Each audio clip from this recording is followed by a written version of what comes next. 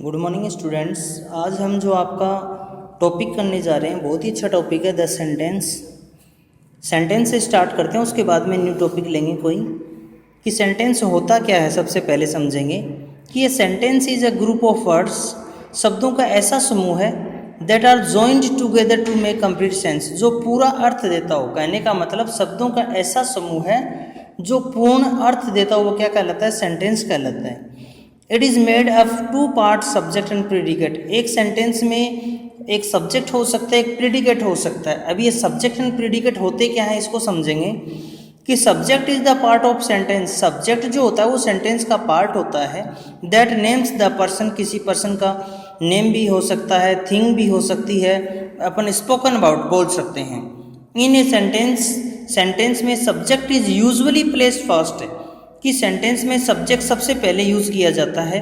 For example के लिए children play football, तो इस सेंटेंस में देखो चिल्ड्रन क्या सब्जेक्ट हो गया।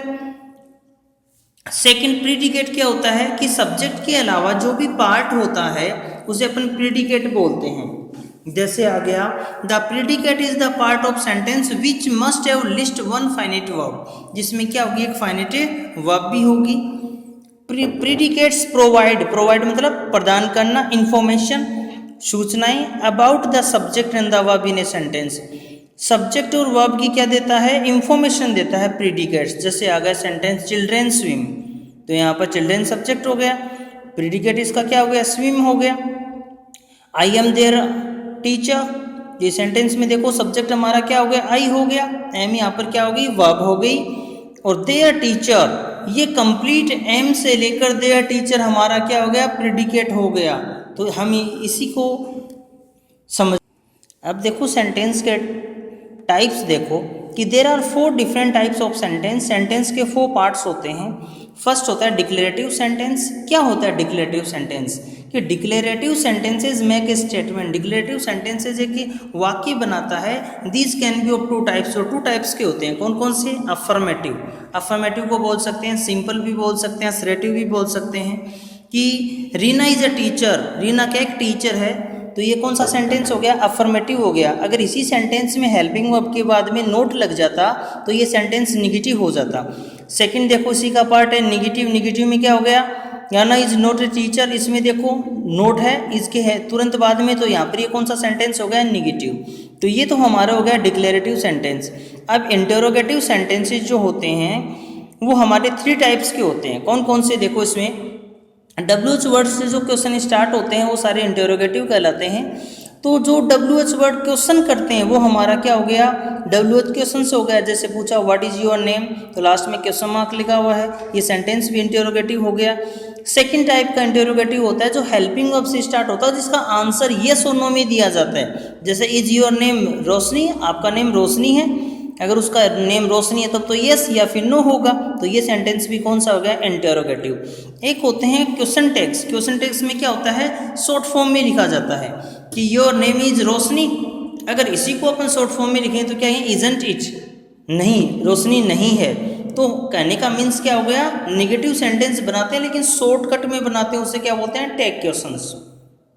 थर्ड वन होता है इंपेरेटिव सेंटेंस। इंपेरेटिव क्या होता है कि which sentence begins with we first and please and kindly word, complete sentence is known as imperative sentence. तो देखो पहला पार्ट इसका कमांड का मतलब क्या होता है? किसी को आज्ञा देना, वो सेंटेंस भी क्या कहलाता है? इंपेरेटिव कहलाता है हमारा। जैसे सेंटेंस आ गया करेक्ट योर स्पेलिंग को करेक्ट करना है। यहाँ पर करेक्ट क्या है? वर्ब की फर्स्ट फॉर्म है, और लेकिन क्या दिया जा रहा है? कमांड दिया जा रहा है, तो ये सेंटेंस को है इंपेरेटिव। अगला रिक्वेस्ट, जो सेंटेंस रिक्वेस्टेड वाले होते हैं वो प्लीज एंड काइंडली वर्ड से स्टार्ट मिलते हैं कि please help me carry this books, कृपया करके मेरी सहायता करो बुक्स को ले जाने में। तो ये सेंटेंस हमारा कौन सा हो गया? रिक्वेस्ट का सेंटेंस, इंपेरेटिव हो गया। थर्ड वन कौन सा है? गिव एडवाइस, किसी को सलाह देना भी क्या कहलाता है? इंपेरेटिव सेंटेंस कहलाता है। जैसे एग्जाम्पल है you must sleep at least 8 hours every day, तुम्हें रोजाना 8 घंटे तक सोना चाहिए।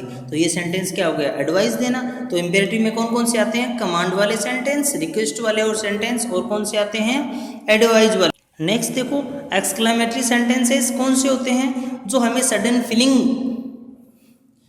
हमारे अंदर आती है इमोशनल जो फीलिंग होती है उसको एक्सक्लेमेटरी सेंटेंसेस बोलते हैं। कौन कौन सी वर्ड होते हैं एक्सक्लेमेटरी सेंटेंसेस को शो करने वाले होते हैं? हुर्रे वर्ड हो गया, अलास होगा, वो वर्ड हो गया, ओ माई गॉड हो गया। इनके तुरंत बाद में एक्सक्लेमेटरी मार्क आता है। जैसे ये लग रहा है ना, जैसे सेंटेंस देखो अलास का मतलब होता है दुख है। आई लॉस्ट एवरीथिंग, मैं सबको से मैंने खो दिया है। तो यहाँ पर क्या अलास वर्ड, अलास के तुरंत बाद में देखो कौन सा वर्ड यूज हुआ, एक्सक्लेमेटरी मार्क। ये सेंटेंस कहलाएगा एक्सक्लेमेटरी सेंटेंसेस। एक होता है सरप्राइज, किसी को सरप्राइज मिलता है, ओ माई गॉड। ये जितने भी वर्ड मैंने आपको ऊपर बताए इसके बाद में एक्सक्लेमेटरी मार्क यूज होता है तो वो सेंटेंस कंप्लीट क्या कहलाता है? एक्सक्लेमेटरी सेंटेंसेस कहलाता है। इसी प्रकार से हमारा सेंटेंस का टॉपिक कंप्लीट होता है। मैं आपकी एक्सरसाइज भी सेंड कर रहा हूँ पीडीएफ फाइल के द्वारा। इसको पूरे टॉपिक को पढ़ने के बाद में वो एक्सरसाइज आपको करनी है रफ नोटबुक में। और जो भी आप उसमें करोगे सेंटेंस को पता करना कि ये डिक्लेरेटिव सेंटेंस है या अफर्मेटिव सेंटेंस है या नेगेटिव सेंटेंस है या फिर एक्सक्लेमेटरी सेंटेंसेस है। आपको ये करना है और इसको लर्न करना है। बहुत अच्छा टॉपिक था ये। Thank you very much.